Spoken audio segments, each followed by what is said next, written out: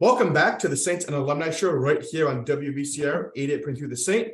I'm your host this week, Brandon Murphy, class of 2017 from the Alumni Engagement Office. And this week I am joined by Ryan Oliver, class of 2016 basketball operations video assistant for the NBA San Antonio Spurs and a former standout basketball player for the Siena Saints. Today we're talking about Ryan's Siena experience and how his passion for basketball has only grown since his time at Siena. A reminder to everyone listening today that you can listen to the Saints and Alumni Show podcast, which is a bi-weekly show highlighting the Siena community on WBCR 88.3 The Saint, iHeartRadio, Apple, Spotify, and subscribe to the Siena Alumni YouTube channel to check out the complete selection of shows. Ryan, I know it's crazy busy in the NBA this time of year. We snagged you before the All-Star break, so we thank you for taking the time to talk to the Siena community. And officially, welcome to the show, your first time. How are things going in Texas? Brandon, thanks so much for having me on. I definitely appreciate it. And everything's been awesome. I'm having a great time here in San Antonio, Texas, enjoying this experience and really just learning a lot on a day-to-day. And I can't complain at all. A little cold, not yet Albany cold, but a little cold, but I'm a happy man over here. Yeah, we had talked a little bit in the planning call. You know, it was negative 35 up here just a few days ago in Albany, and it's 50s and 60s in San Antonio. So I was joking that hopefully the men's and women's team they win the tournament and we make a first round matchup down in Texas. That would be awesome. Said, middle of basketball season, both the men's and the women's team are gearing up for Atlantic City. And before we get into the highlights of when you played for the men's basketball team, I want to take the clocks back a little bit. We usually start the show out, senior year of high school and then going into freshman year of college. But I want to begin on a little bit of a lighter note. Maybe some of the fans are not digging up all the information like I did last night, that you were an actor in commercials growing up. And a lot of Siena fans, they know you for big time moments down at the Times Union Center, now the MVP Arena. But what was acting like growing up? And did any of that skill set transition into the game down in big time moments in basketball?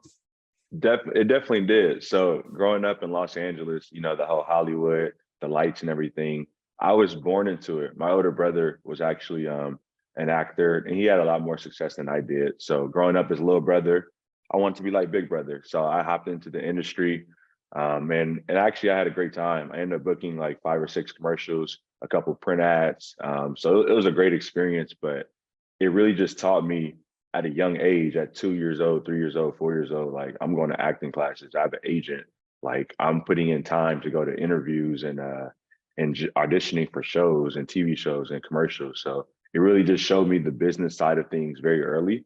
And it showed me that like what you do, not when it's time to perform, what you do previously in your off time is only going to prepare you. And that translated perfect to basketball at Siena. Going in at night, every night to the Arc at the time, now the UHY Center, getting shots up on my own or with my teammates, putting in extra hours in the dark because I know when the lights come on, you have to perform. So essentially that prepared me for those big moments. And I sure did enjoy those.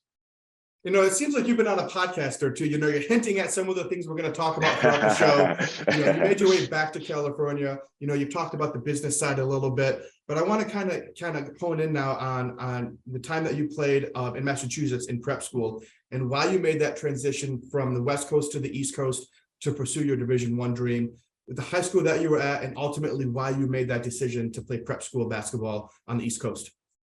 Yeah, so I was in high school in Los Angeles on a really good team and program at Loyola High School, was enjoying it. And then going into my senior year, where I was supposed to be kind of like the featured player, I tore my ACL.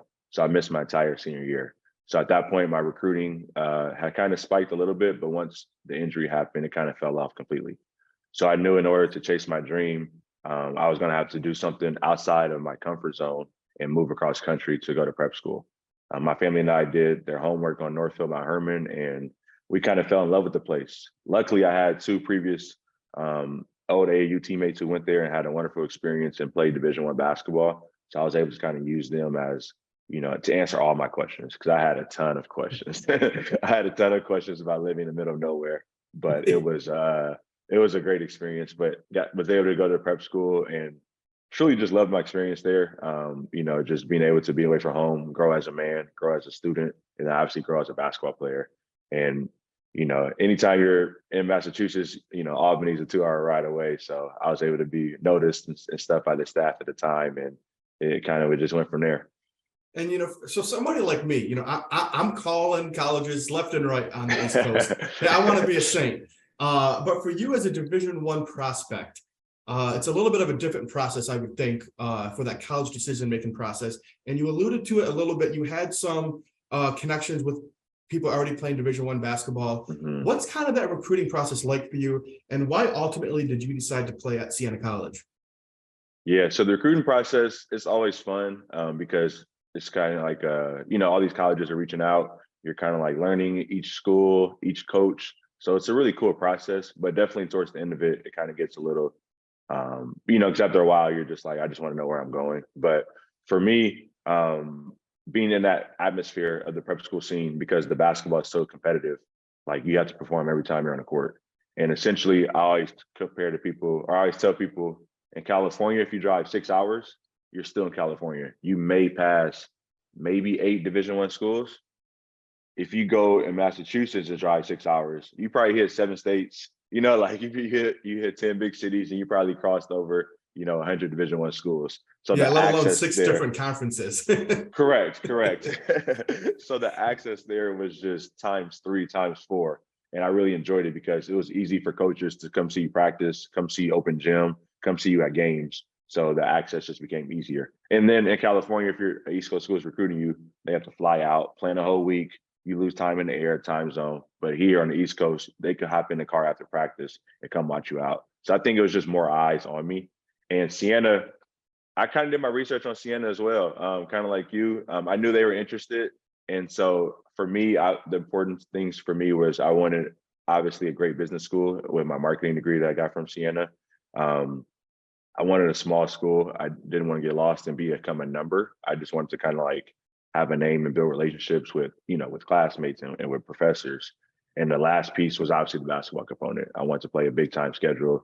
I wanted to play in a big arena, and, Albany not having a professional sports team and Siena being the featured team in town. I loved it. I definitely loved it and enjoyed it. And those 3 things checked off. And then also Tobin Anderson and Mitch Bonagero.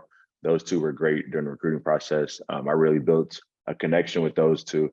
And yeah, it was an easy decision for me once that happened. And also it didn't help that Jeff Walker, former Saint, he played for Siena back in the 90s. He was my high school, he was my assistant coach in high school. That Siena connection played as well. So it was a lot of different factors that kind of pulled me in the way of the Saints, but it was ultimately probably one of the best decisions I made in my life. That Siena connection runs so deep. You see it just with the general community in Siena, and it's even deeper within the athletic community and the teams and the previous players and the previous coaches. And sometimes those people help with the transition process as well. And you had played at a prep school that was pretty competitive, but then you jump into the Division I level. What was the transition like for you? And was there any differences that you noticed right away when you stepped on campus? So the cool thing about the prep school is it really prepares you for college. So for me, just being on your own, being in the schedule, being on the campus, and just kind of maneuvering in that process was the easy transition because I had done it previously the year before. For me, the hardest transition still was the snow. I wasn't used to being that cold in my life, like you spoke on earlier. I remember one week I didn't see a positive number in the weather. It was all just negative. I thought my phone was broken. So that part was a little hard, but on the court transition was just the same as any freshman. The speed of the game, the physicality, and also just learning the plays, realizing like how much goes into college and scouting, the scouting package that we would have for each team every week. Those little small transitions.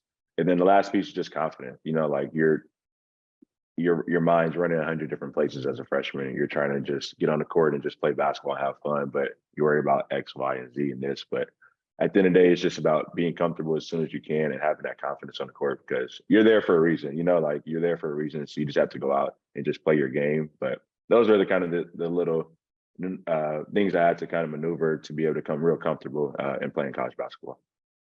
And I remember my freshman year was your sophomore year of college, and it was my first look at college basketball at the Division I level too. And it was quite the season. You have returning talent like yourself, Brett Bisbang, Robert Poole, incoming talent like myself. Just kidding. We have Marquise Wright, we have Javion Ogiemi, we have Levon Long. You guys are playing programs like Purdue, Memphis, and Disney, and you're ultimately winning the CBI championship. So we've got about 3 minutes left in the first segment. So I kind of want to do big picture with you, talk a little bit about some of the highlights of that season, winning the CBI championship, and then overall some of your favorite memories as a Siena Saint, whether that's playing at Duke, any other trips, any other bonds that you created as your time as a student athlete. Yeah, absolutely. I mean, my favorite memories just as a player, it probably goes to the ones that weren't seen, just hanging out with those guys in the locker room, joking around after practice. Practice ended 2 hours ago and we're still in there watching TV, playing video games, just talking and laughing. And then just experiences on the road, like travel. We're spending so much time together on the road. We're experiencing new things in new cities.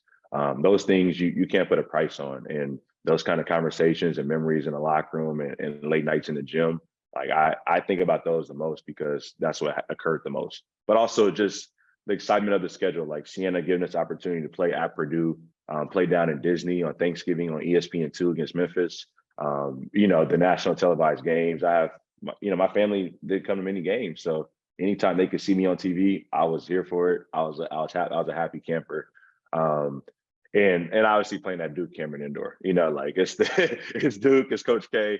They had just won a national championship the year before. And that trip was that trip was amazing. That experience. And it was cool. It was really cool. But one last thing before another great memory is just the Siena fans travel. And I think that's not highlighted enough. They have their buses, the charter buses, they get in their cars. We went out to Disney on Thanksgiving and we're like, most of us are first time away from family. And we come out and we just see all green and gold, standing on their feet, cheering.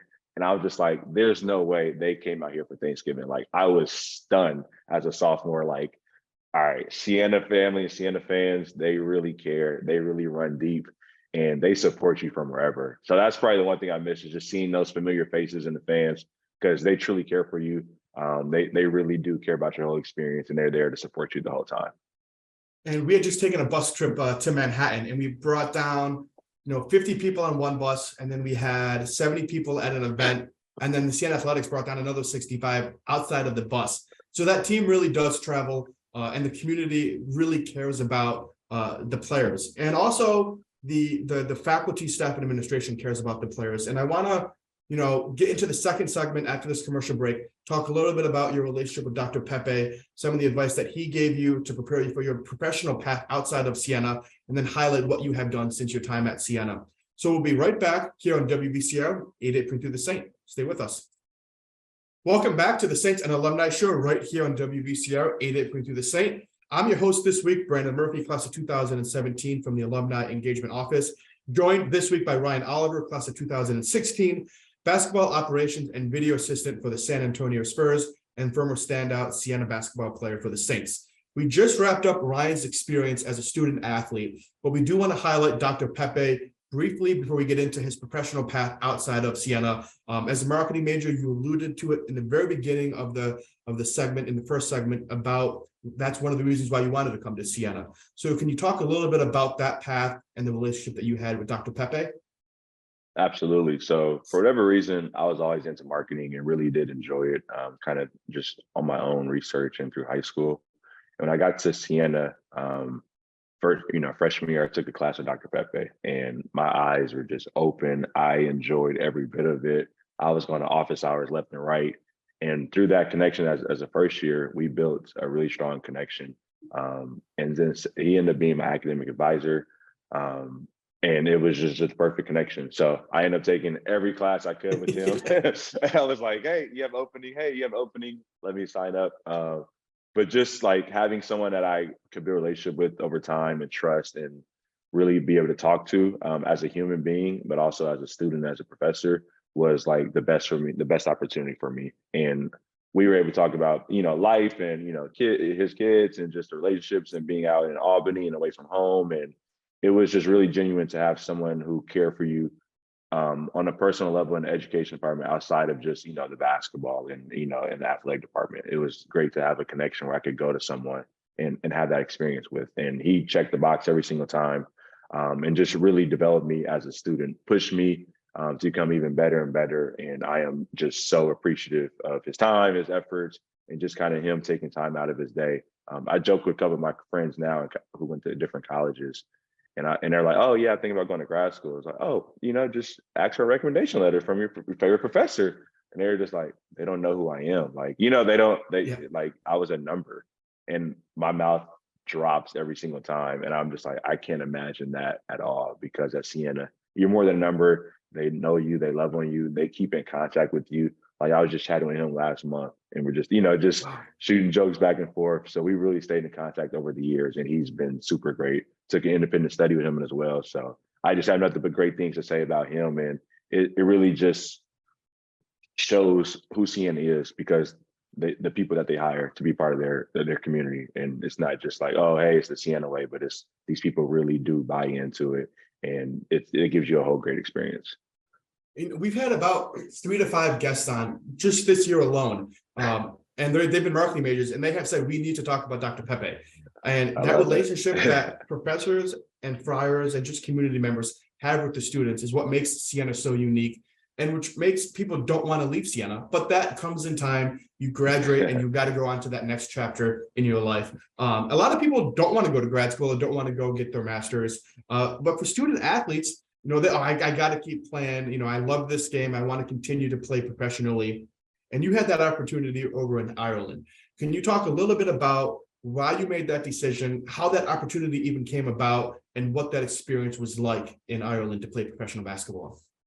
Yes, I mean, anytime, as a college athlete, if you get a chance to play abroad and be able to just, live in a different country and continue to play the sport you love, you have to hop on it. So I was able to get a cool opportunity. I actually did the MAC in a program, Sport Changes Life, to continue and play abroad and with the Ulster Elks and Belfast. And it was just an amazing experience from the start to the end.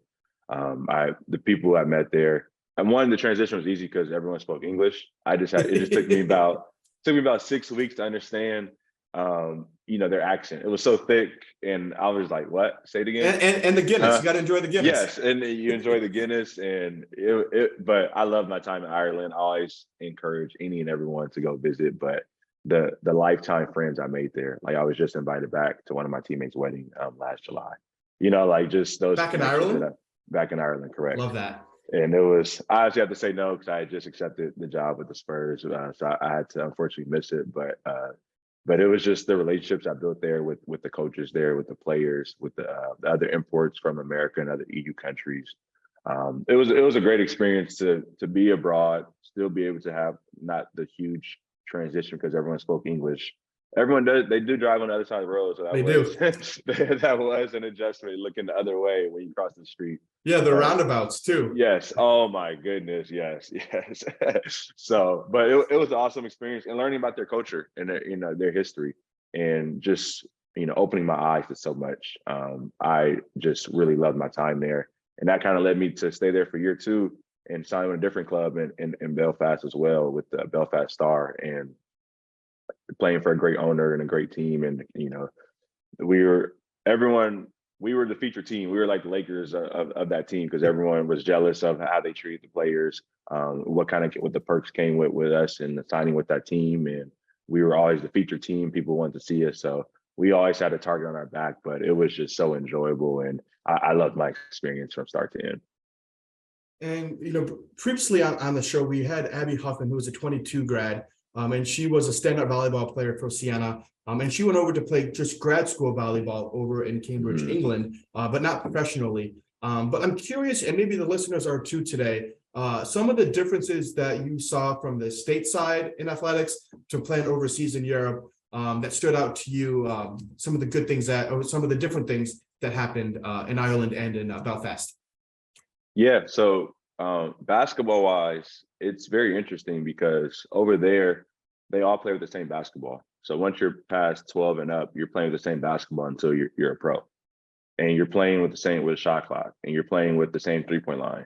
So here in America, in the MAC conference, you could play, well, now it's the Rock basketball, but if you play a non-conference schedule, you could play with an Under Armour ball, an Adidas ball, a Nike ball, a Wilson, a Rock. Like, you play with 12 different balls just before Christmas, And it's a small thing, but I think it makes a big difference because you're just not used to it. So over there in Ireland and overseas, you all play with the same basketball from a young age on. It's not like a business and it's not money tied into it. So that was a big difference. And then there in high school in America, you have a line. And then in college, you have a line. And then NBA, you have a line, a 3-point line. These are 3-point lines I'm talking about, right? You keep getting pushed back. And in Ireland, from the jump, you're playing with on those pro courts and you're playing those pro lines. And I think it just helps them transition easily because one, they go, they go pro at 15, 16 years old. So they kind of have to, but I think their transition is just less because they're open to that and they have that experience. So all they have to worry about now is just the speed of the game and physicality versus now I'm worried about spacing. I'm worried about different calls. I'm worried about, defense of 3 seconds a key. No defense of 3 seconds a key. It's just little kind of things that you don't really think about, but those are to me the biggest differences that I'm just like, why don't we have one basketball in America? Is like why it makes you think a little bit. 15, yeah, why do we have 15 different basketballs? But that's just something kind of small that I noticed. But at the end of the day, if you're talented and you love the game and you have a great work ethic, you can accomplish anything. But those are just little things that I selfishly, I guess, want to see fixed. Well, hopefully you're in a position nowadays that can help with that. And before we get into their position nowadays with the San Antonio Spurs, you've done a great job of staying connected with the Siena community. And I'm not positive if you're still doing the podcast, but I do want to bring it up briefly about this podcast you had with the previous teammate Connor Fenlon, the Sideline Stories, which was centered around Siena. Can you talk a little bit about that and how that helped you, Connor, and the community stay connected with one another? Absolutely. So one thing about me is that I enjoyed my college experience at Siena thoroughly. I ended up going and playing for 2 different coaches, Coach Bonagero and Coach Patsos, but still to this day, I still talk to the staff from Bonagero, Tyler Sims, Tobin Anderson, Ben Davis, Craig Carter, Mitch Bonagero. I stay in contact with all those guys and we have true, genuine relationships and they truly do care. And, recruiting, they're always like, oh, hey, it's not 4 years, it's for 40. But I really mean it because now I'm, removed from Siena entirely on the other side of the coast. And these guys are still in contact. And then fast forward to playing for Coach Patsos, my relationship with him, Greg Manning, Gary Kelly. I just had breakfast with Gary Kelly in Memphis. He was the Dobo when I was here, when we were down in Memphis last month. And I'm missing somebody else, but just those relationships I built with those coaches, even the athletic staff, Lori Ansell, who's now at St. Rose, my relationship with her and following St. Rose, the AD, John Darge, I just had breakfast with him last month. He was down in San Antonio, like those relationships. Yeah, he was at that conference. Yeah. Yep, he was down at the conference. So I enjoyed it fully. When they say they care, they really do care because I'm still in contact with those people. And I just enjoy reaching out to them, being part of it. And the podcast, yeah. So it was great. It was a great run. It was during the height of COVID. We kind of ran with it and wanted to do something positive and light to the Siena community and kind of give the great fans something to look forward to. Just hearing from former Saints in a different way. And we did one season. We actually would have kept going, but I had actually taken a new job at a Division I school at the time. So I didn't want them to feel some type of way if I'm, secretly supporting Siena. They're like, wait a minute, where's our podcast? but working with Connor, and it's crazy because Connor and I didn't play together, but just that alumni support where, we're a couple years removed, but they're always coming back in the summertime. They're always reaching out to you on social media. So you're building these relationships with alumni who you've met, who you haven't met, and you feel comfortable talking to them and asking them. And, Connor and I have many conversations, but, I just picked up the phone one day and was like, hey, I have this idea about starting this podcast. I want to center around, the Siena basketball family. Are you interested? Are you interested to co-host with me? And didn't even think twice. He said, yes. I was like, wait, if you want to sleep on it, let me know. Like, that's totally fine. No, do the first episode today. Yeah, it was like, let's go, let's hear. And we came up with a plan together. We worked well together. We had a full season and we truly enjoyed it. I'm hearing from his former teammates. We're hearing from people in the media, the community, former coaches. Like we just really enjoyed it at the highest level. And stay tuned, Siena family. We may have some tricks up our sleeve. We may be back with some special episodes this summer. No promises, but fingers crossed, we may have some stuff up our sleeve. And this has been just an unbelievable episode. I know our listeners don't want it to end, but sadly, we only got about 90 seconds left.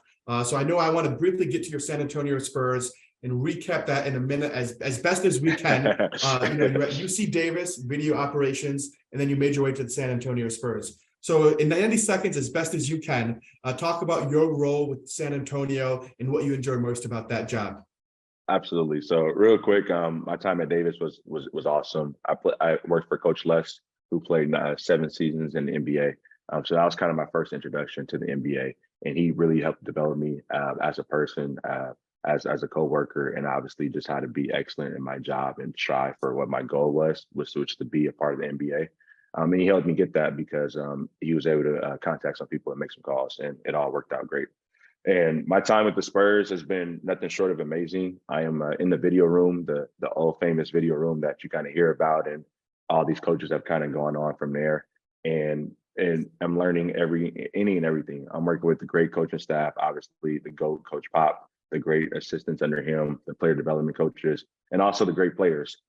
So essentially my role, I'm on court with the guys, helping them in every way, guarding, playing, training, rebounding, passing.